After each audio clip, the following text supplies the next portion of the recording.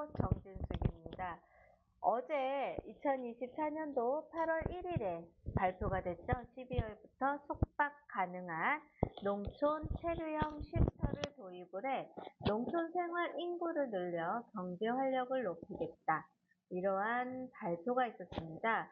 면적은 33제곱미터 이내에 재난 및 화재 대응을 위한 입지 시설 기준을 준수하고 사실상 임시숙소로 사용 중인 농막에 농촌 체류형 쉼터로 전환 기준을 마련했으며 농업인의 편의 증진을 위해 농막이 불필요한 규제를 개선하기 위하여 어제 발표를 했습니다. 체류형 쉼터는 도시의 과밀화 등 사회 여건 변화 이후 높아지는 귀농, 귀촌의 수요를 대응하기 위하여 농촌에서 농업과 전원 생활을 동시에 체험할 수 있는 임시 숙소 형태의 거주 시설이 필요하다는 여론에 반영하여 도입했습니다. 23년도에 농업, 농촌 국민의 의식조사 결과 도시민의 37.2%가 귀농, 귀촌을 희망하고 44.8%가 농촌, 도시 간의 복수 거점의 생활을 희망했다고 합니다.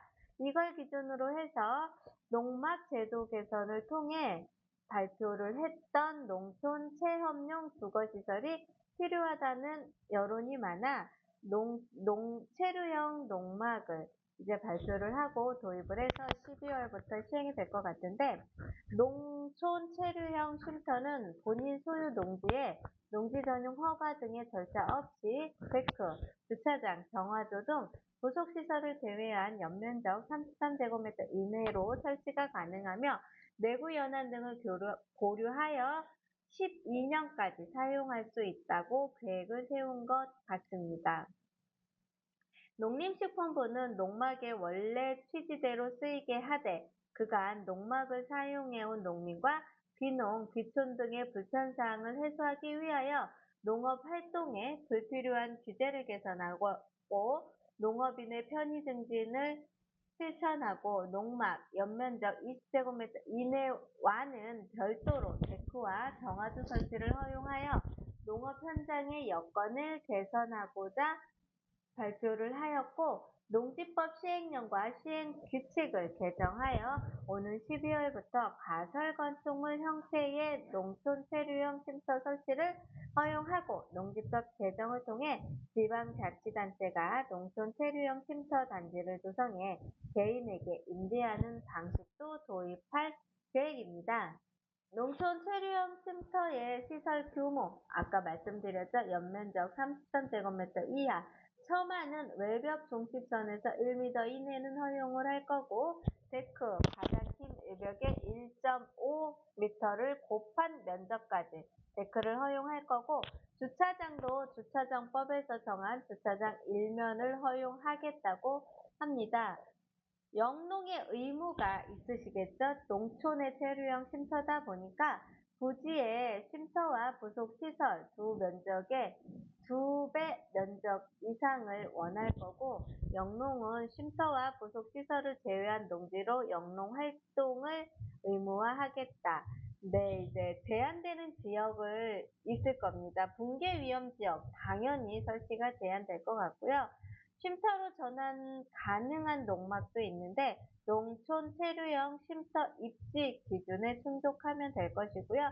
쉼터 면적이 33제곱미터 이하에 부합되면 농막들도 전환이 가능하고 쉼터 설치 신고를 하고 농지대장에 등재를 하게 되면 농막을 쉼터로 가능할 수 있게끔 설치하고 전환 기간은 3년 이내에 쉼터로 신고할 경우에 가능하고요. 농막 제도를 개선을 해서 데크나 정화조 별도로 설치를 할 수 있는 상황을 만들어 불법 농막을 처분하겠다는 기준으로 시작을 해 발표를 해서 지금 많이 이슈가 되고 있습니다. 체류형 농막을 설치하고 데크를 설치함으로 인해서 많은 분들이 잠시 쉬고 힐링도 하면서 농촌의 삶을 좀 편안하게 느낄 수 있을 것 같은데요. 이렇게 농막 설치 기준을 불법으로 인해 한동안 많은 문제시가 되어 있던 걸 농촌 체류형 쉼터를 도입함으로 인해서 간단한 신고와 절차가 그렇게 많이 들어가지 않는 상태에서 영농 활동의 편의성과 효율성을 제고하여 일부의 기능을 개선했다는 점에서 농민과 주변의 농촌에서 거주하고 싶은 많은 분들에게 정말로 힐링이 될 수 있는 희소식이 되지 않았나 하는 생각을 좀 해봤습니다.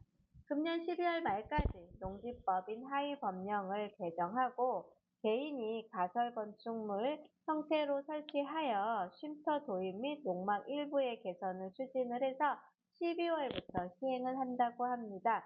이렇게 체류형 쉼터가 개발이 되고 개선이 된다고 하면 일부 주변에 농지 주변에 있는 농지를 소유를 해서 내가 농사도 짓고 거기에서 간이수공업도 하면서 내가 힐링을 지킬 수 있고 요즘에는 주 5일 근무잖아요. 5일은 도심에서 지내고 금요일과 주말은 이렇게 또 농촌에서 지내면서 농촌의 경제 활동과 농촌의 생활 편의 시설들을 잘 활용할 수 있게끔 이용해서 농촌이 고립되지 않는 시스템을 잘 갖출 수 있도록 서로 협조해서 지내면 되지 않을까 하는 생각을 해봤습니다. 체류형 쉼터 또한 가설 건축물로 들어갈 것 같습니다. 그래서 가설 건축물로 신고를 해야 되는데 신고할 경우에 축조 신고를 하고요. 그 다음에 신청서를 접수를 해서 검토한 다음에 신고 필증을 교부를 하는데 똑같습니다. 가설 건축물 신고할 때 들어가는 게 배치도와 평면도, 그 다음에 토지 사용 승낙서나 대지 사용 승낙서, 다른 사람의 소유자일 경우에 이러한 것들이 들어갈 텐데요. 이거는 신청서 접수일로 3일 이내에 타 법령의 제한이나 규제가 없다고 하면 바로 15일 이내에 승인을 해서 대장에 등록해서 바로 이용하실 수 있게끔 간단하고 편리하게 많은 분들이 이용할 수 있게끔 해준다고 하니까 앞으로 이렇게 체류형 쉼터를 찾는 분들이 많아질 것 같고요.